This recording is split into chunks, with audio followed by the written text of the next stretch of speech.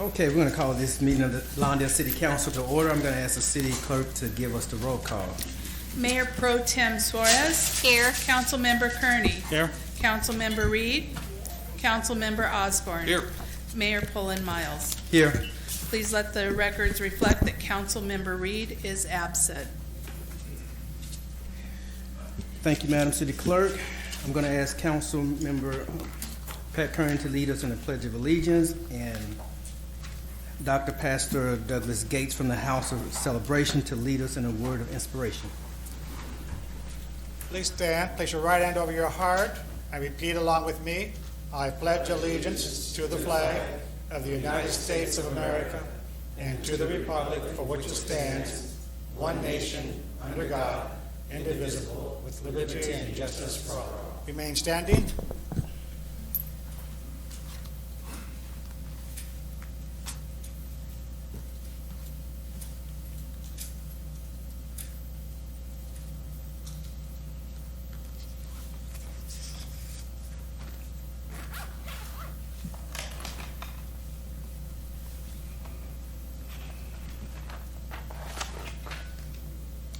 Good evening, Mr. Mayor, City Council members, ladies and gentlemen.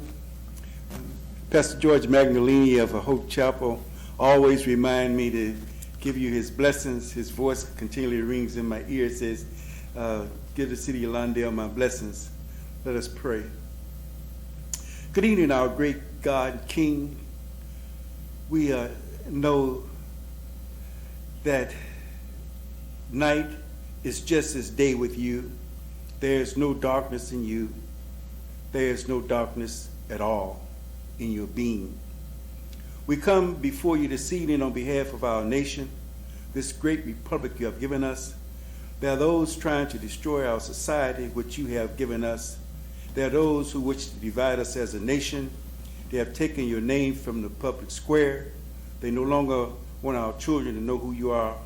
They no longer respect this country you have given us for your name's sake.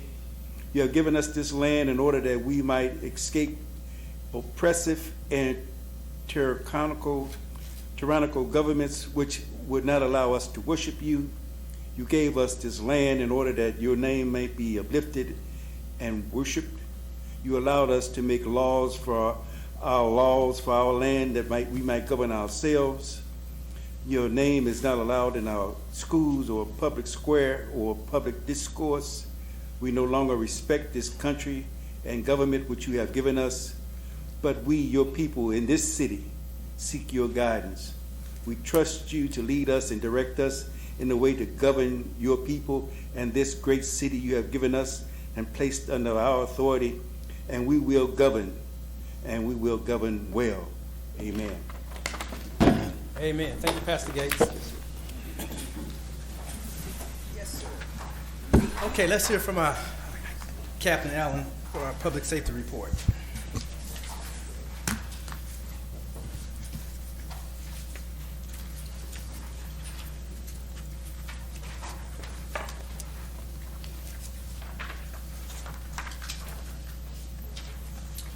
Good evening, Mr. Mayor and members of the City Council.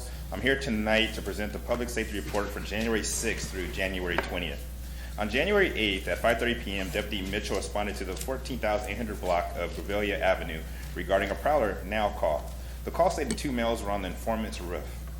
When Deputy Mitchell arrived, he saw 1 male on the roof. He immediately ordered the male to come down, which he complied. The male was detained pending a trespassing investigation. The second male was being detained by another unit. Deputy Chien climbed on the roof to check for any evidence of a possible burglary, which met with negative results. He did find U.S. currency containing an off-white powdery substance resembling methamphetamine where the male had been standing on the roof. Due to the above, both suspects were placed under arrest, transported to South Los Angeles Station, and booked for possession of controlled substances. The next day, both suspects were observed on a neighboring roof. The informant stated he had observed both males on the neighbor's roof the night before. He also added there was new damage to his roof. Both suspects were again arrested, transported to South Los Angeles Station, and booked for vandalism.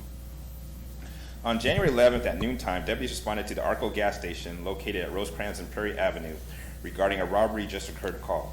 The victim told the station she was following the suspect. A male was later detained by assisting units pending a robbery investigation. The victim added when she was confronting the suspect, she told him to put the items back and leave. The suspect began yelling profanities at the victim, punched her in the chest, and left the location with items. While following the suspect, he again assaulted her. A field show-up was later conducted, culminating with the victim positively identifying the suspect whom had assaulted her and stolen items from her store. He was transported to South Los Angeles Station and booked for robbery. Last, on January 18th, about 2:30 a.m., Deputy Sabatine observed a vehicle driving erratically on Redondo Beach Boulevard approaching Freeman Avenue.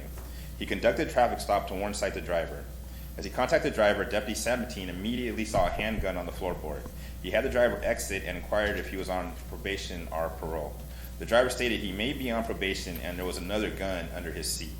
The suspect was detained pending a firearm investigation. It was later determined the driver was on parole and had an outstanding warrant for his arrest. Deputy Sabatine recovered 2 loaded handguns from the vehicle. Due to the above, the driver was placed under arrest, transported, and booked at South Los Angeles Station for a convicted felon in possession of a firearm and possession of a loaded firearm not registered to sell. This concludes my report. I'd be happy to entertain any questions. Yes. Thank you for the report. Are there any questions of the council? Thank you, Captain. Yeah, I was telling Robert, I had a question for you.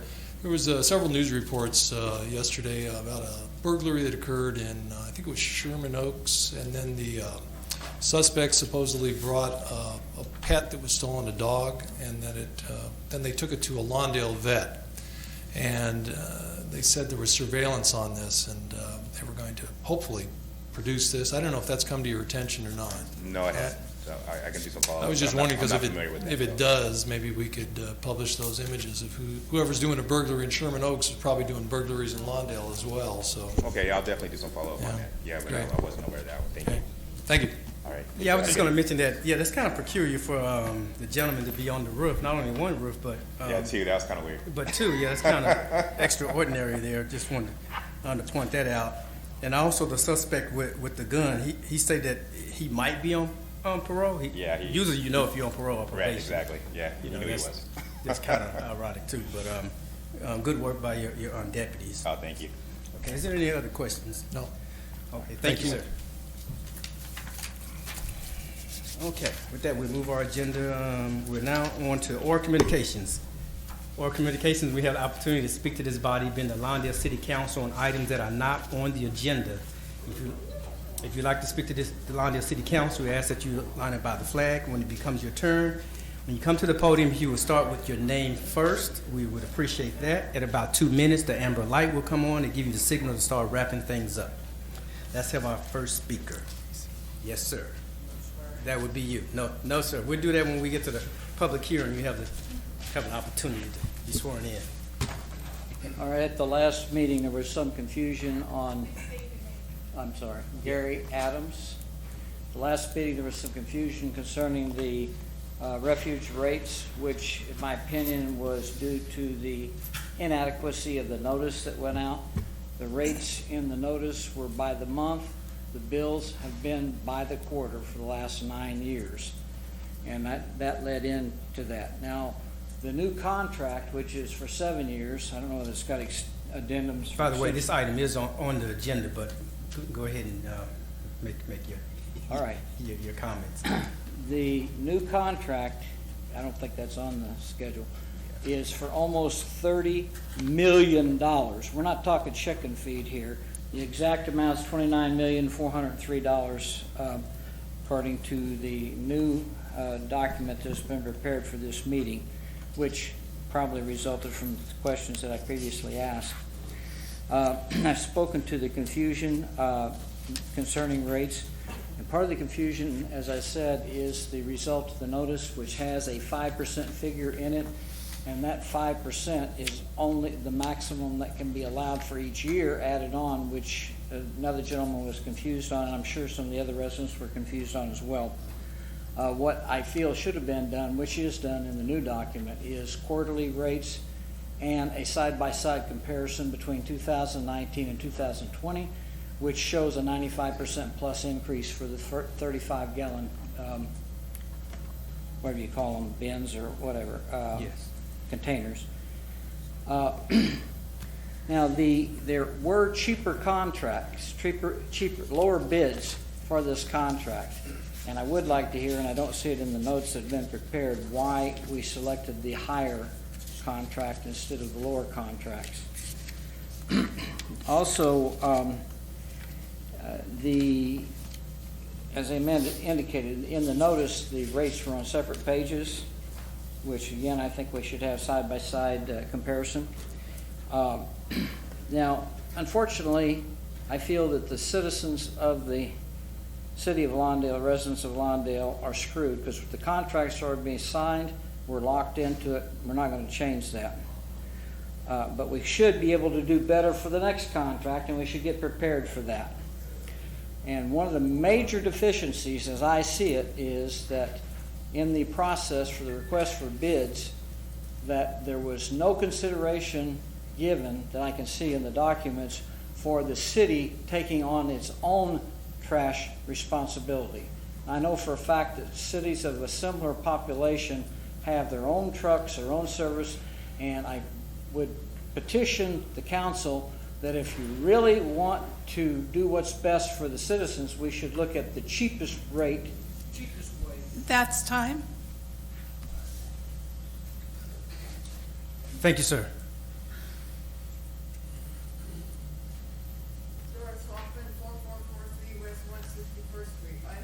Items here, just quick items. Yes, ma'am. Number one, Christmas is done and over with. I think the Christmas decorations need to come down. Number two, I appreciate if somebody would go down Gravilla between 167th and 168 and check that asphalt out. It's absolutely disastrous. Number three, I better smile. Sometimes I see reruns of these things on television and I look so grumpy. I'm sorry. Anyhow, I still like to represent the family business Hoffman and Son. And on occasion, we need to do business here in the city of Lawndale. And a recent experience which really annoyed me, Pam, you'll understand. We went to the maintenance yard to check on the price of a permit so we could bid a job. The girl in the office was very sweet, very nice, called out the guy who was probably in an office somewhere, she thought. Nobody came. She went and looked, no one was in the office. She apologized, we have nobody available to give you a price for a permit. But we'll take your telephone number and call you later. That did happen that day. We successfully got the job. We went on a Wednesday to buy the permit. Oh, we don't have anybody here today that can sell you a permit. He's out sick. I think it's a shame we only have one person in the office that's available to issue permits or to give prices. I think we need more. We are in business for a profit. We needed to start that job on Wednesday so we could get an inspection on Thursday because Friday Lawndale's closed. I understand why people in the city of Lawndale do not take out permits and do not come to the building department to find out if they even need one. Thank you, ma'am. Yes, sir.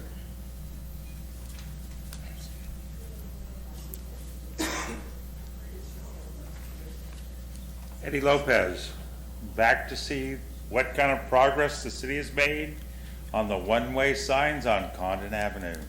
It's been over 2 months to install one sign or two signs to tell people they're going the wrong way down a one-way street.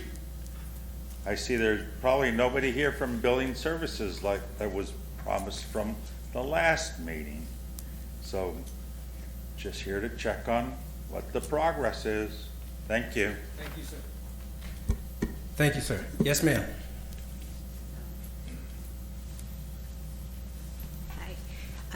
Good evening. So my name is Jessica Romero, and I'm the library manager at Lawndale Library. Short and sweet for me tonight. Just as a reminder, and I've been in touch with a couple of our directors, but Lawndale Library will be closed for 2 weeks for some routine maintenance. So we have signs up. We've been letting the public know, but I just wanted to make the announcement here as well.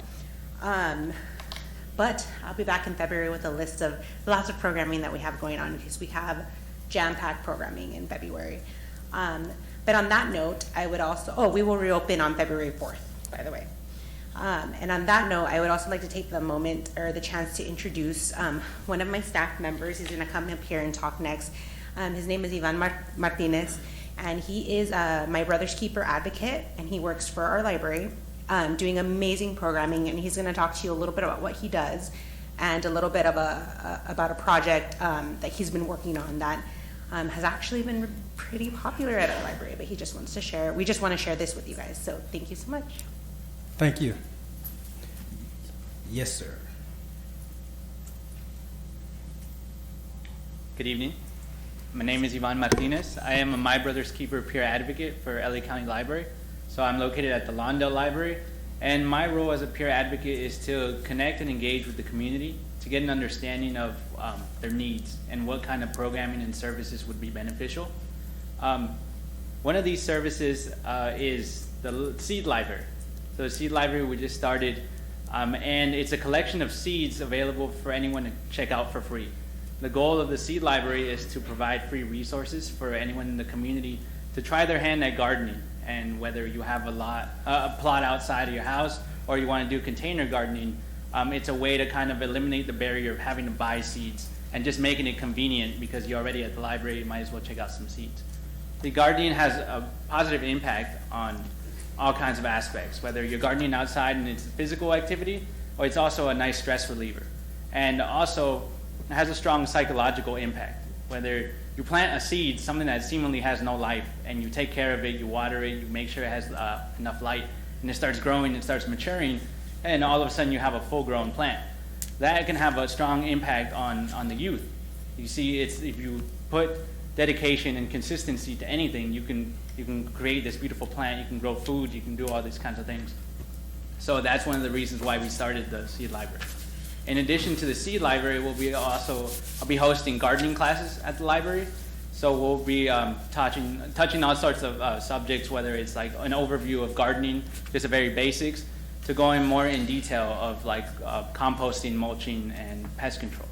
So that if there's any more specific questions, everything is done in-house, so like we do the curriculum in there, so if there's a specific question or anything, we can always do a class that's specific on one topic. So I'd like to welcome you all to come in and check it out, the Seed Library, and thank you for your time. Very good. Thank you, sir. Yes, ma'am. Pam London, 171st. A few things. I know, we're going to talk about it later, but I love my trash man. He is so hard-working, it's not even funny. So anyway, beyond that, has our city looked into possibly joining the other cities that are going to try and fight our lovely government of state of California with regard to this housing debacle? Because I know that there are some cities that have joined together and they're looking for other cities to come on board with them. So I wish Lawndale would at least take a look at that if you haven't already. Yeah, so isn't it a shame that we have such a revolving door at our sheriff's department?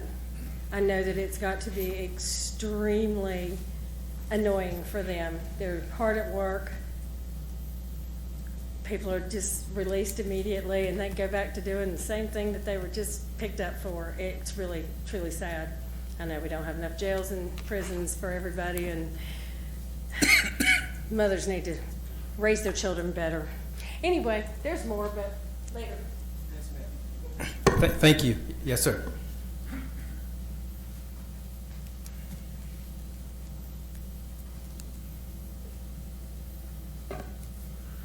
My name is Paul Jordan. I was here 2 weeks ago and I complained about the parking in the medium pulling out of that area.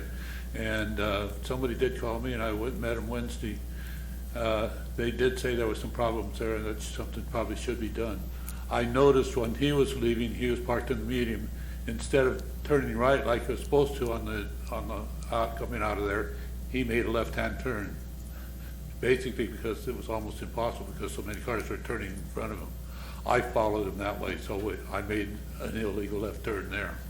The next thing I would like to talk about, over here at Municipal Services, When I was working there, I used to come in early in the morning. I used to park over here behind City Hall on the street side and leave the spots out in front for the people that had complaints or had to come in there. You go there, I went by there today, and every one of the spots were taken up by employees. How in the world is a person supposed to be able to find a parking place there when they're all taken up by the employees?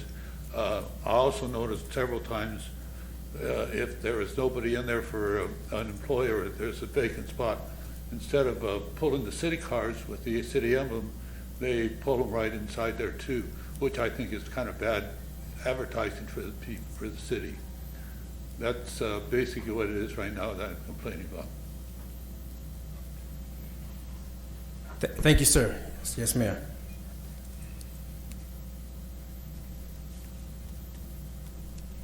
Good evening. My name is Bridget Miller, and I just wanted to follow up on the status of the stop sign that I requested for, I believe, the city engineering department to come out to survey to see as far as if we need a three-way stop sign, and also to find out if the city of Lawndale has spoken with the city of Hawthorne regarding the crosswalk on 145th and Prairie, which leads across from, it's on 145th and is going across the street to the North Gate Market. So I'm still seeing people walk in the middle of that stop sign, the crosswalks, and the cars are just flying by, not stopping for the pedestrians. And I hate to say it, but there's going to be a disaster there one day, and something needs to be done.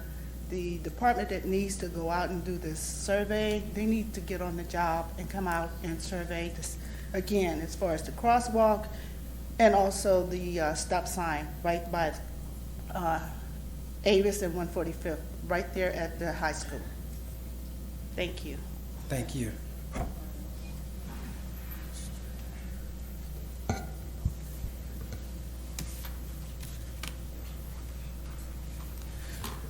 Okay, let's thank everyone for those comments. Let's bring up the diocese for any comments. Yeah, going backwards from the last speaker. I don't know if, Kevin, you've been brought up to speed on any of those items on the Prairie and 145th. I know that anything on the east side of the half of the street is Hawthorne. It's not our jurisdiction, so we'd have to have their cooperation as far as putting a flashing crosswalk signal light there that could be like the ones that are pressed button and then it activates. And then a three-way stop there for 145th and Avis where the high school lets out. Is there anything that you know on that? On those two items, I'd have to get back with the resident here on those issues, unless Grace from Public Works, she doesn't have any information either. That's something I can certainly talk with Public Works more about. I do have some information on some of the other items that were brought up. Oh, good. Anything on Paul's parking thing for municipal services he was talking about? I don't know much about that issue, honestly. Yeah, it's new to us. That is something we can look into. I haven't noticed that we've had a parking issue in City Hall. There are spots available within the parking lot in general. Maybe certain areas of the parking lot are taken up at times, but. Yeah, I know more the backside is when they're being patronized at the library. It fills up pretty quick, but on the south side, I've always found spaces.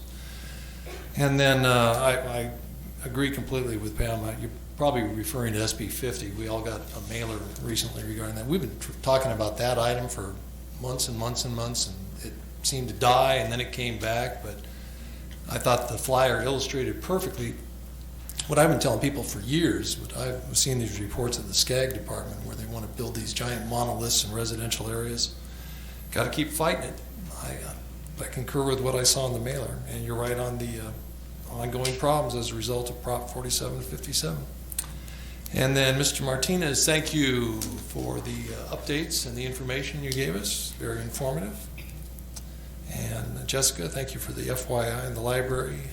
I didn't catch when exactly it closed, but it closed today. Starts today for 2 weeks. It's closed. Oh, good. Thank you. And then Doris had some issues with the permits. Kevin, you got notes on that? You can look into that?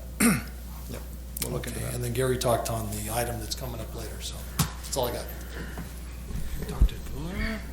Okay, Councilman Kearney. Okay, there leaves only a couple left. Thanks, Jim.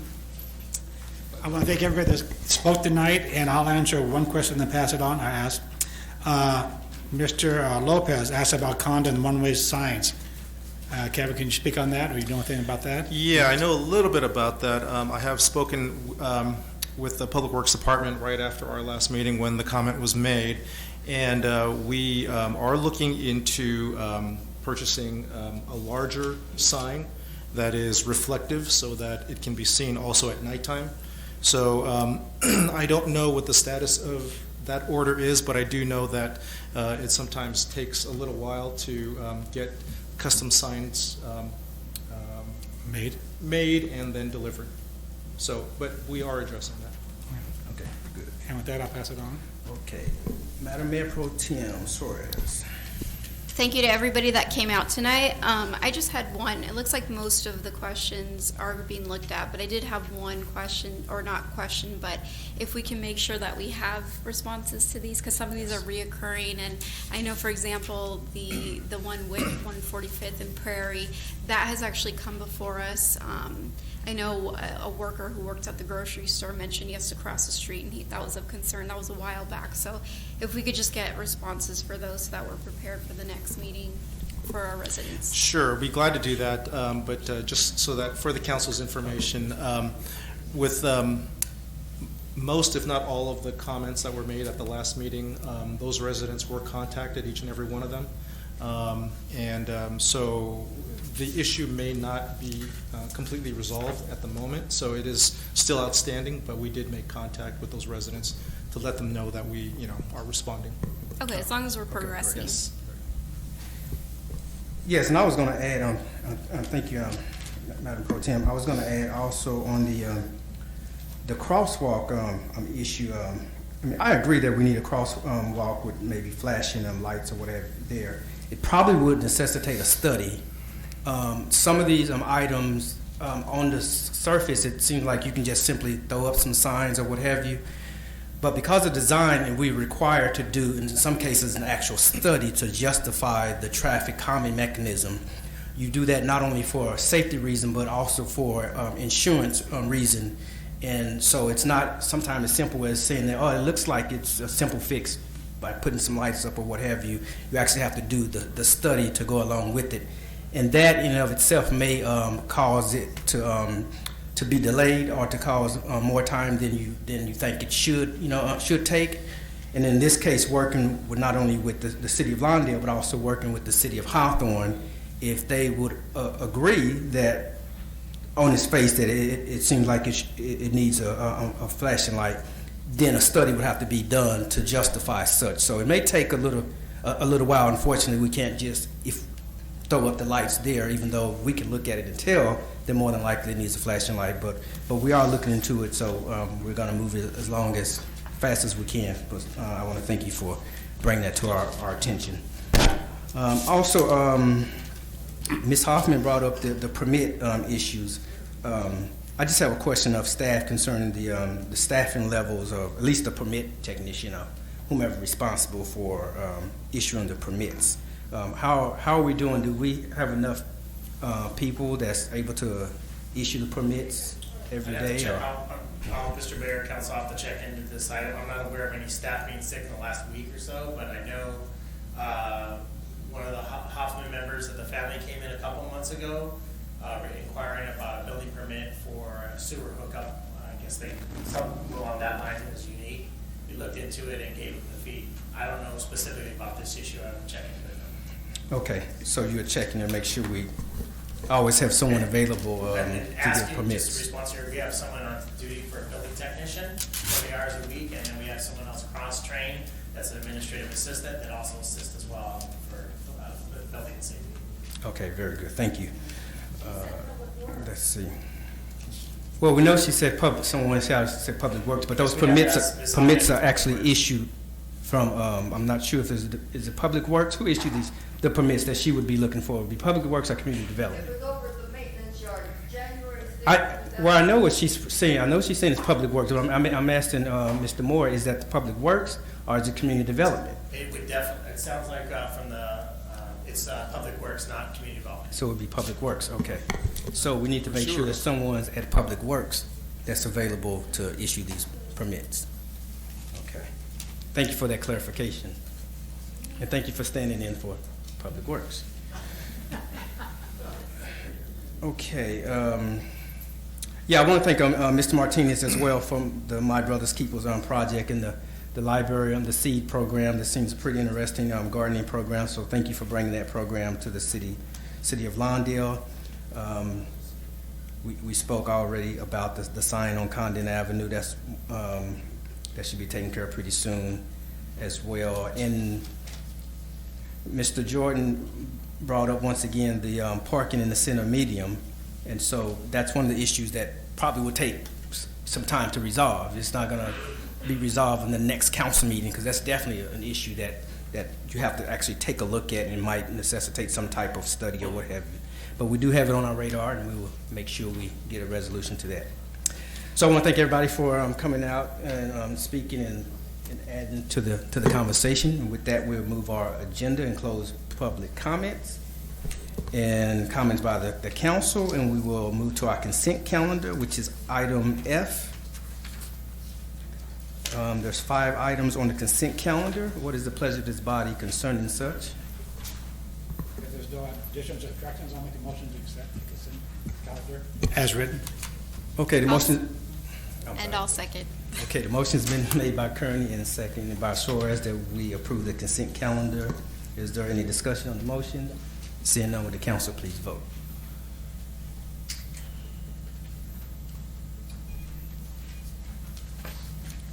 Motion approved unanimously with Councilmember Reed absent. Thank you, Madam City Clerk. Now we're at item number 6, which is a public hearing, so you will have the chance to be sworn in if that's what you would like to do. Let's have, it's item number 6 is concerning building, electrical, mechanical, plumbing, residential, green building, etc. Let's have the staff report. Thank you, Mr. Mayor, council members, and members of the audience. Every 3 years, we're required to update our building and safety code. We adopt our building safety code by reference.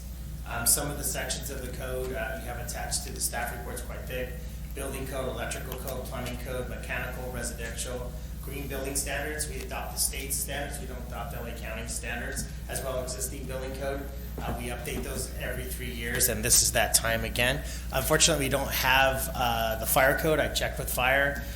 County Council still working on the fire code updates, so we don't have those included this time around. The Planning Commission review is not required. Staff worked with the City Attorney's Office to update the resolution. The project is exempt under CEQA. We did notice it twice. We have noticed this project twice. This concludes staff report. We recommend approval at this time. Thank you. Okay, with that, I'm going to open up the public hearing. It is 7:08. The public hearing is now open. Are there any that would like to testify in this manner? If you will, please stand and be sworn in by the city attorney. Any of those who think they might want to testify in this manner, please stand and be sworn in by the city attorney. Okay. Seeing none, I'm going to close the public. Well, I'm going to close the public hearing at 7:08, and we're going to bring it up to the dais for any discussion. Any discussion on this item? It's just more housekeeping, so Yeah. I'll move It's approval pretty if there's no other comments or questions. And I'll second it. Okay, so the motion's been made by Osborne and seconded by Kearney that we adopt the staff report to update to the building and electric codes and all that kind of stuff. Okay, it's just a long title. So is there any discussion on the motion? No questions. Okay, is there anything you need to read, Madam City Attorney? There is. This is ordinance number 1167-20, an ordinance of the City Council of the City of Lawndale, California, amending portions of Lawndale Municipal Code Title 15 to update the uniform codes adopted by the city by reference by adopting the 2019 Los Angeles County Building, Electrical, Mechanical, Plumbing, Residential, and Existing Building Codes, and the 2019 California Green Building Standards Code within Title 15, and adopting local amendments to these county codes. Thank you. Okay, would the council please vote on item number 6?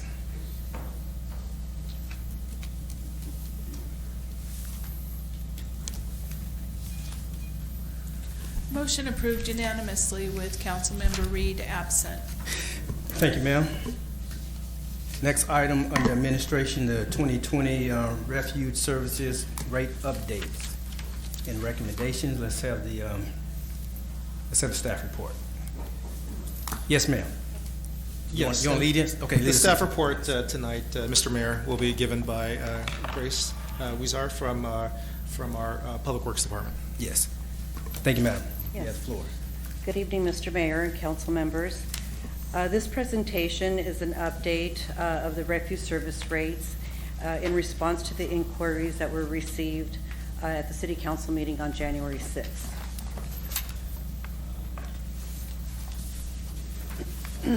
A bit of background. Our previous contract with Republic Service was a 7-year term with an option to extend for an additional 24 months, which we exercised, and that contract expired on December 31st, 2019. During the term of that entire contract, the city enjoyed highly discounted rates, specifically due to the disposal fee that was fixed. There's a factor in the rate methodology that's used on an annual basis where they follow to request any rate increases, and for the entire term, the disposal fee was frozen. That contributed to the low rates that the city benefited from. In 2017, the city attempted to negotiate a contract renewal with Republic Services. However, they elected not to renew due to the changes in the waste industry that they were experiencing, which was affecting their profitability and operations. This is a slide that will review the request for proposal process that we went through in the last 18 months and the selection timeline. In February of 2019, the city released an RFP, and in April, 6 proposals were received. In June, 3 companies were recommended to further negotiate with and come to contract terms, which in August, City Council decided to award the contract to Republic Services. In late September, Proposition 218 public hearing notices were mailed to every property owner, every resident, every business, and commercial account holder in the city of Lawndale. This notice explained why the new rates were coming into effect. It also talked about why the reason why the rates were increasing. It laid out every single rate in the contract, the existing and the proposed over a 5-year period, with maximum rates illustrated, showing that they could not go higher than those rates, or it would have to come back for council approval. Staff does realize that there was a confusion that could have possibly have created among the residents, where the rates in the notice were monthly rates, where their bill is on a quarterly basis showing quarterly rates. And so if they wanted to cross-check with the notice, there could have been some confusion at that point. On November 18th, the public hearing took place, and 4 notices were received in protest of the rates. At that point, City Council did approve the rates, and on January 1st, the new contract began. The pricing pressures that drove the rates high were several. First one being changes in the overseas recycling market. As we all have heard of the China sword, where China put a limitation on the recycling loads that they were receiving, and that put the waste haulers across the nation in a pinch on what to do with their loads, where they used to get paid hundreds and thousands of dollars for their commodities. They now have to pay, in many instances, to get rid of their certain recycled commodities. Again, the disposal cost that was frozen for the entire term of the contract, it's also known as the tipping fee, that remained fixed for the entire term. And there are new state laws changes that occurred, or during the last term of the contract, during the last 10 years. Three bills that are very prominent are Assembly Bill 341, which is the mandatory commercial recycling, Assembly Bill 1826, the commercial organics recycling, and Senate Bill 1383, organics recycling. Organics recycling will flow into the residential sector in 2022 as well. So these are three programs that we're working on implementing and expanding as they come due. And lastly, the regular inflationary cost increases that every waste hauler passes on an annual basis, which are, again, there's a rate methodology, and it's usually tied to the consumer price index. This table is an illustration of proposals that we received from the other two companies that were also negotiated with new contract terms. And as you can see, generally, they were consistent in terms of costs. And regardless of which company we went with, we were definitely going to see an increase in rates across the board. They were all within a 5% difference within each other.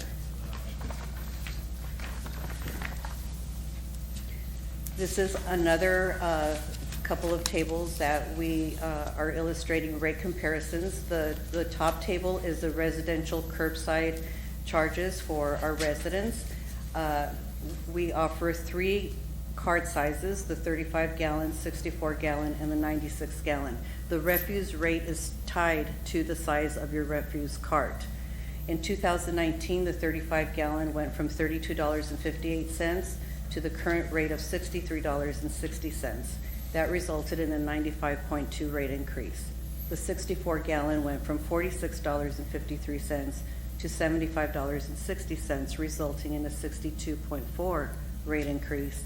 And the 96-gallon cart went from $60.51 to $87.60, resulting in a 44.7 rate increase.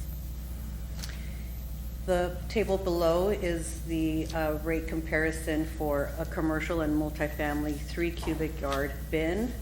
This is a monthly rate. We are sampled here a pickup of 1 time per week, 3 times, and 5 times. And you can see the rates here all went up by 89.6%.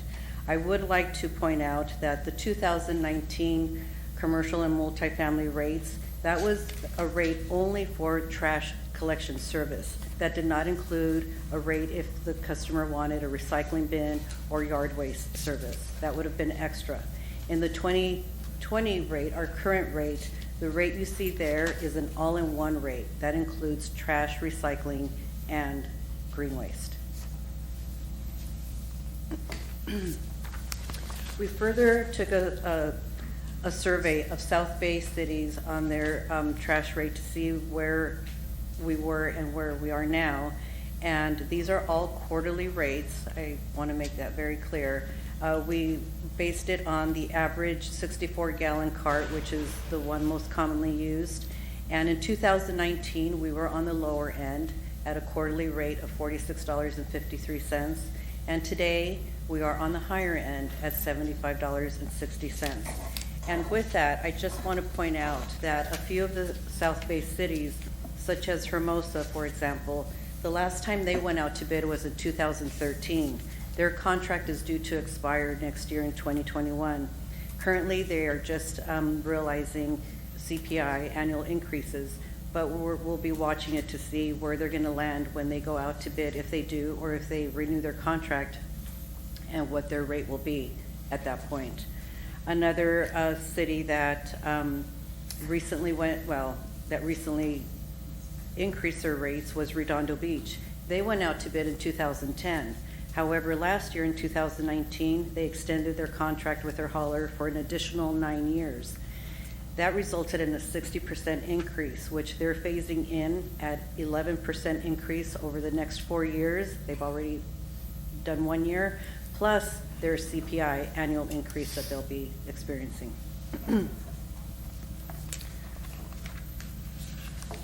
This next slide will talk about, not every city goes out to request for proposals. They oftentimes just extend their current contract, and some have contracts that are almost evergreens, like Hawthorne. Hawthorne went out to bid in 2007, and their current contract goes out to 2032. So of this, we found 3 cities that in the last 2 years went out to bid, and Manhattan Beach awarded their lowest bidder, which resulted in a 40% rate increase. I talked about Redondo Beach, how they extended their contract for another 9 years, resulting in a 60% rate increase. And Beverly Hills, they went out to bid and selected a hauler at a 61% rate increase as well. Any way we look at it, we were going to experience higher rates.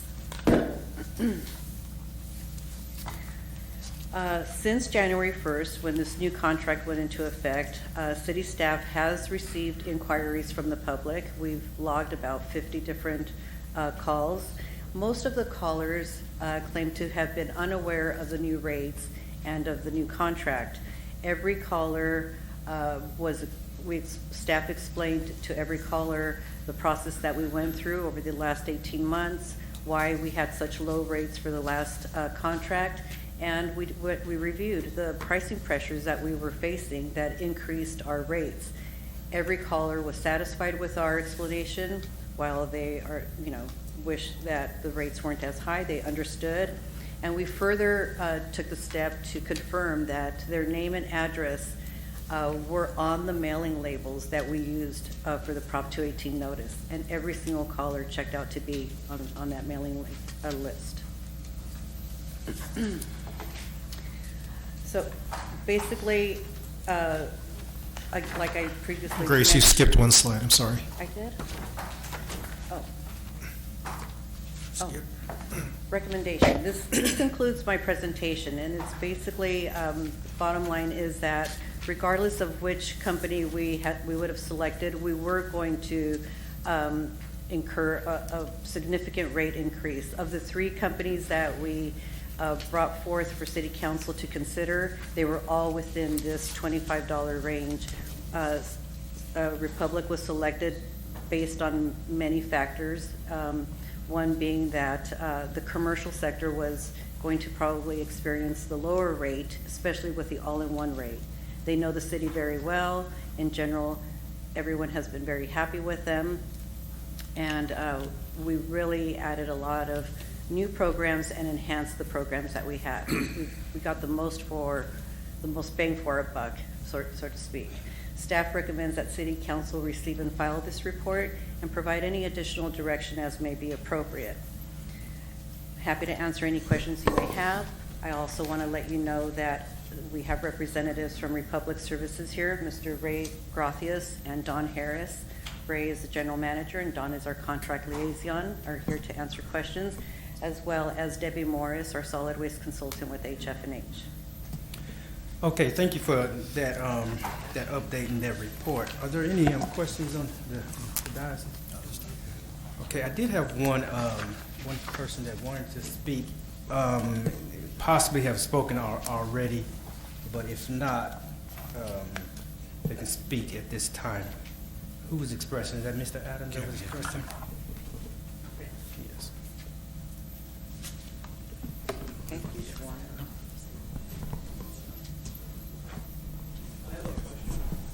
Okay, if you can stand by the flag, then you can come and speak after Mr. Adams. I think she did a good job on this report. I will take exception, and I want this noted for the file that this is going into, that not every caller was satisfied with the explanation provided by the staff. Again, I want to go on record that I think the city should very seriously consider having their own trash program.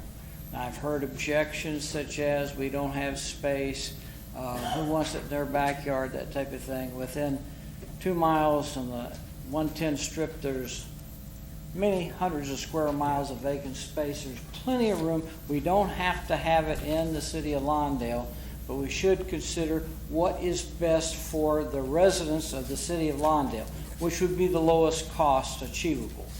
And I'm not satisfied that we've done that. Other cities were raising their rates 40 to 60%, and ours went up 95%. That's apples and oranges to me. Thank you. Thank you, sir. Yes, sir.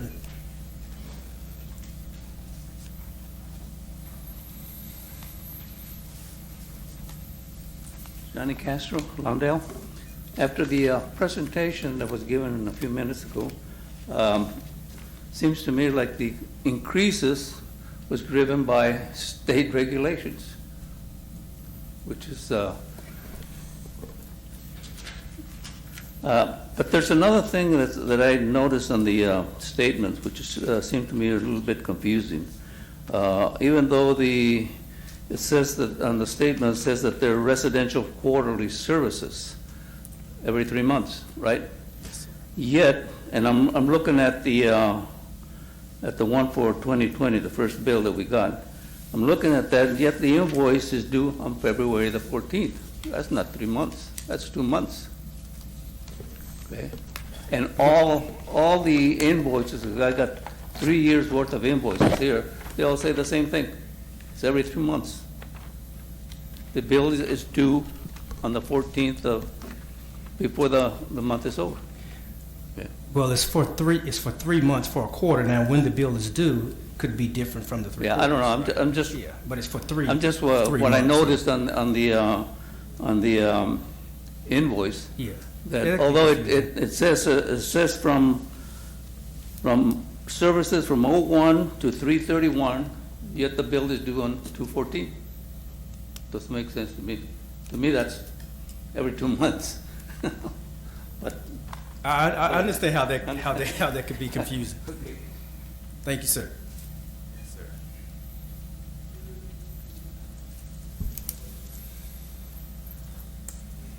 Randall Abram. First of all, I'd like to thank the staff for doing such an excellent presentation tonight, both in the written staff report and the presentation tonight. I think it explained a lot of things in more detail. First of all, I'd like to also comment that I've always had good, excellent service with Republic, and on top of what the service has been provided, they're actually adding some new services too. Now, I admit there was sticker shock when I got my first quarterly bill. I had to go back and look at the document to figure out it was correct. But when you think about it, I was paying the lowest rate. I was paying 32. It's down to 60 something now. But they're doing this weekly, so I was basically paying like $2.50 a week for a trash pickup, and now it's going to maybe like $5 a week. You know, I have relatives that live in places where they have to take the trash to the dump themselves. So for $5 a week, I'm certainly willing to do that. Now, I thought I heard a recommendation that the city consider hauling trash themselves. I worked for a city that used to do that. It's 3 times the size of this. They got rid of that. It was a workers' comp nightmare. Very serious injuries, and that city now is also with Republic.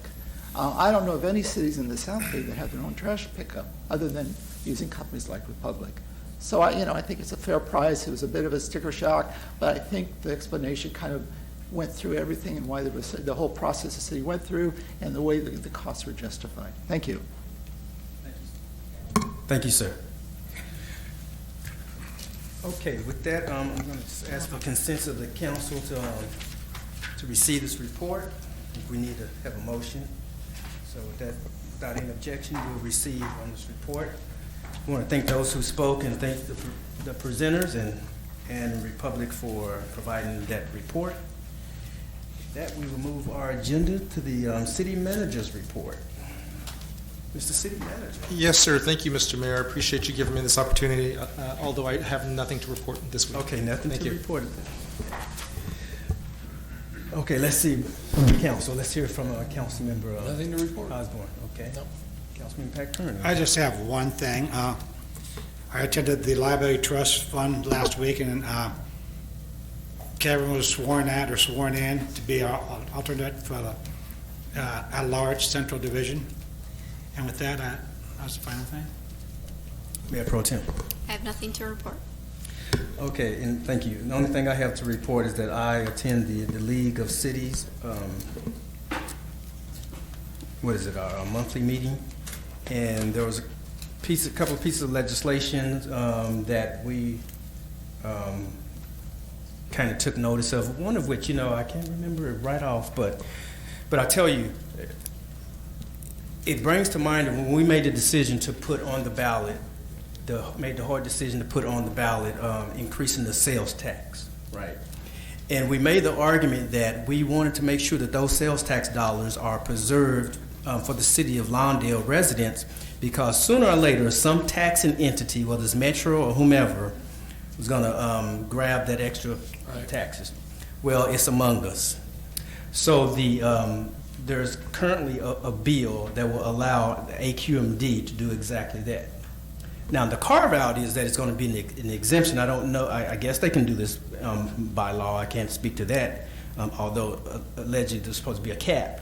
And this is going to be I believe it's a half cent, or maybe it's a quarter, don't quote me on it. Maybe it's a quarter cent sales tax, right, that's going to be added. But somehow or another, it's going to be exempt. So if you're a city and you haven't reached the sales tax ceiling, you still have that opportunity to. I don't know how you do that without and get around, the requirements not to exceed, the cap. So it looks like they're expanding the cap? Well, they say they're expanding in effect, it would be expanding the cap. Without expanding the cap, some kind of way, it would be exempt. So allow them to, but at the same time, a city will be able to then still capture some more sales tax. But for me, it represents, let's say for instance, if this passed and we had not passed our sales tax, right. Even if it's exempt, the likelihood that a residents would allow the city to increase the sales tax diminishes greatly, right. To me, and those dollars once again would not be preserved, to our cities. So cities like our city and of course El Segundo, I think did themselves a service by putting that issue on the ballot, way before, because you could just see it coming. You can see these taxing entities, coming. And you're probably well aware the two others, Redondo and Torrance, are grappling with this right now. Yes. We did what they're trying to do now, so. Yes. So that was a good decision by this board and the residents having the trust in this city council to pass, or to increase, I should say, the sales tax so that those dollars stay in our community for our benefits. Because unfortunately, some cities will lose out. That's right. Once this AQMD sales tax is passed. So that's something we discussed. And the League of Cities was opposed to it, by the way. So just wanted to add that. And that's all I have.